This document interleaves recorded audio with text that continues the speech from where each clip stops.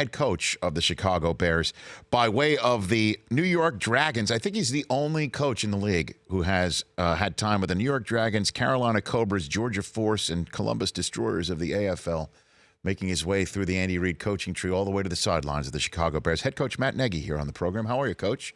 Good, Rich. How you doing? Are you the only one with that resume in the NFL? I think so. It's pretty crazy, but yeah, that was a fun little league to play in, but I like this league now too. I'm sure. But how much of the Arena League have you brought in to your scheme? A little bit here. You know what? It's been a decent amount, not much. The biggest thing that I tell people with the Arena League is really at the quarterback position is the anticipatory throws or the anticipation throws. You know, for those guys, as you can kind of relate, is when you're talking to these guys, you can tell them, hey, listen, if they're running a post route or a corner route, you try to anticipate the throw, tight windows in the Arena League, and so it's more specific to the position than it would be by concepts. Well, I'm sure you studied a whole ton of Trubisky film before taking this job. What was the attribute that you saw on film about this kid that made you think, you know what, I can work with that? So with Mitch, when I was in Kansas City, we went through an extensive process of evaluating the quarterback position. We brought in 6 guys in that draft from 2 years ago, Coach Reid, myself, and Brad Childress, and we spent about 6 hours with all 6 guys, and Mitch obviously being one of those guys. And so when we were with them at the combine, you only get 15 minutes, and you know you can't. There's just not enough time to know who that person is and how they work one-on-one. And so when we brought Mitch in, we were able to kind of really get a good feel who he was. And so I had the advantage of knowing that coming into this job with the Bears and knowing who he was as a person and how he, you know, where his football IQ was as a quarterback. And so, you know, the biggest question with him coming out was his lack of experience at North Carolina. And but from going through our offense with him on the board and knowing where he was at, we left that meeting extremely impressed by him. And so I knew right away that helped me in knowing who he was. And then the more I got to spend time with him here in OTAs and then obviously in the training camp, he's everything that we thought he was. And I'm just really looking forward to the future. So then what is the future? How bright is it, Matt? What are you getting? Well, I think it's bright. I really do. I think that he's first of all, he's a kid that at this position, you want to have. We talk about guys being obsessed and in the right way, and so this guy's he's a complete football junkie. He wants to be the best, and he's going to do everything he possibly can to make sure that he's preparing as much as he can. And so, you know, this offense does take a little bit of time, and for him, there's a lot to it. There's a lot of different things. We put a lot of pressure on the quarterback to make the right decisions and choices, and what I had to do, Rich, was I have to be able to, you know, 5 years in one system with Alex Smith and with Coach Reid, we were able to really evolve in that system, and we got really advanced. I learned it here now as a play caller, you know, / head coach, dealing with Mitch and these other quarterbacks, is that I need to train myself to pull back. It's not fair to try to think that we're going to be in year 5 of where we were with Kansas City. So what we've done is we've gone back to the quote-unquote meat and potatoes of the offense and tried to see what fits him and the rest of the guys. And so it's taken a little bit of time. We finally clicked it together for a game this past weekend, and it was nice for those guys to see what could happen. Matt Nagy, Bears head coach here on the Rich Eisen Show, and I know you've got your own shop to take care of, but you did just mention again how you were first introduced to Trubisky, being part of the chief staff that went ahead and drafted Patrick Mahomes. I assume you saw last night's game of Monday Night Football. Are you surprised at how well he is playing out of the chute in just 4 games as the starter this year?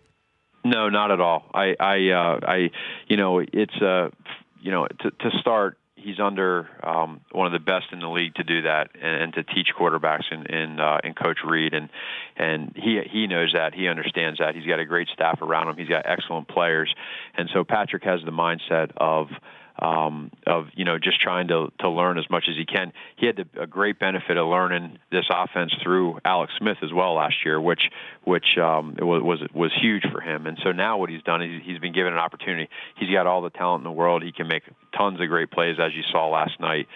None of that was shocking to me at all, spending a full year with him, knowing what he can do. I mean, he's very comfortable outside of the pocket, and he can ad-lib and make things happen with his arm and his legs. And so that's not something, I mean, that stuff that you saw last night in that game, that's stuff that he does in practice. So that's not anything that just breaks out during the game. And so I'm happy for him. I'm happy for Coach Reed, everybody there on that staff, and I thought it was a great win for them. The taking of the ball in the right hand, putting it in the left hand, and shoving it up, is that something you're going to cut up and put on film for Trubisky to put in his game?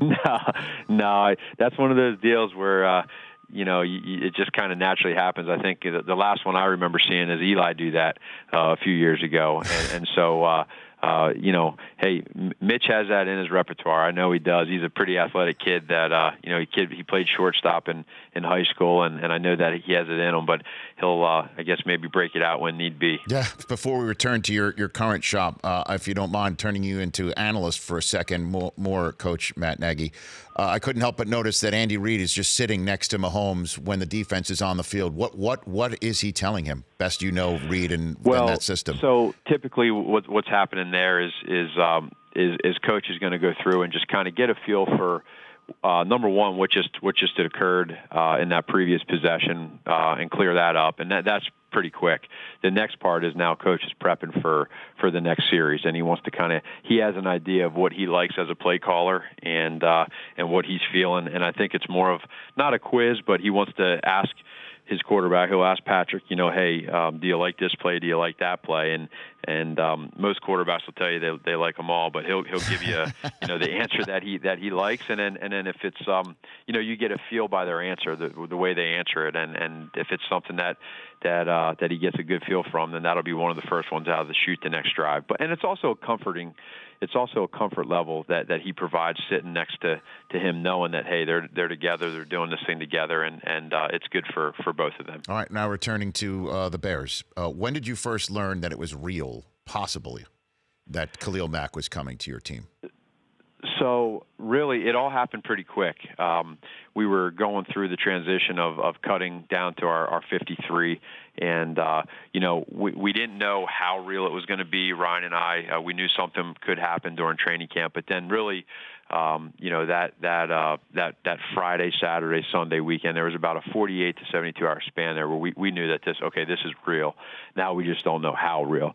And so after some good conversations and just being able to talk through it and make it happen, until that fax agreement came through, that's when we officially knew and said, okay, we can finally sigh or have a fresh of breath air and know that this thing is officially real. And so ever since that's happened, I mean, we've been, we knew what we were getting, but it's been another level, and it's just been, he's raised so many people's play on defense, and then just for everybody on the team to see how he works on and off the field has been unbelievable. Well, did you get a note from Reed saying thanks for taking him out of our division? Did you get that from him? Not only Coach, but I also got one from the GM, from Brett Veach. He was the first one I got. He said, thanks for getting him. You know what he said is he said I think his exact quote was, the Chicago Bears and the Kansas City Chiefs just got better today.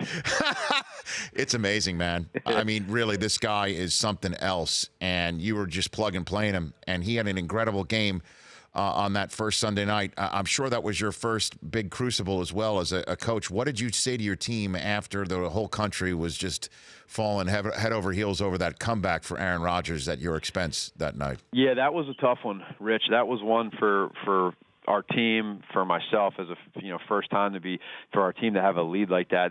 That's not an easy one, but I think that's going to be one of those ones where we as a team look back, and as crazy as this sounds to say, I think it's going to help us down the road. And you never, like, during the time when it's going on, you obviously don't want to lose that game, but as long as we can be optimistic in it and look at it glass half full, we'll learn from that and we'll understand. And we've done that here the last couple of weeks where we've had different types of wins in this 3-game game win streak that we've had where we've been winning and we've kept the lead since that Packers loss.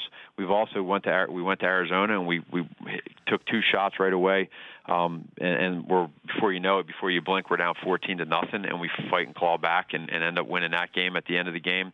And now we have one where we play all 4 quarters and win from start to finish. And so there's different ways that we're winning, and I think as long as we understand that there's going to be some scars and blemishes throughout this path and how we build our character, that's okay. And so it's definitely stung. It hurt, but it's we're going to try to use it as a benefit down the road. Well, I mean, I don't want to make any problems for you, though, Coach. As we depart, I couldn't help but notice you called your quarterback and his first name Mitch several times. Doesn't he want to be known as Mitchell?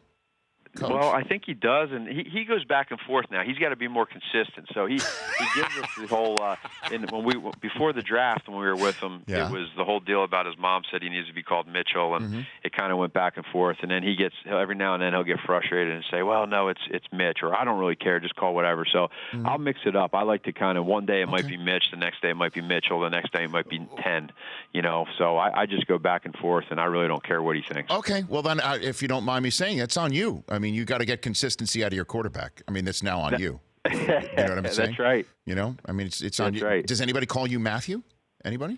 You know what? They don't. And I'm glad they don't. I like to stick by Matt. Okay, Matt. Thanks for the call. Really appreciate it. Enjoy your bye week there in Chicago at 3-1, and I've really enjoyed this chat, and I hope to do it again real soon. Absolutely, Rich. I appreciate it. Take care. Right back at you. That's the head coach of the Chicago Bears, Matt Nagy. The Rich Eisen Show, weekdays at noon Eastern on Audience.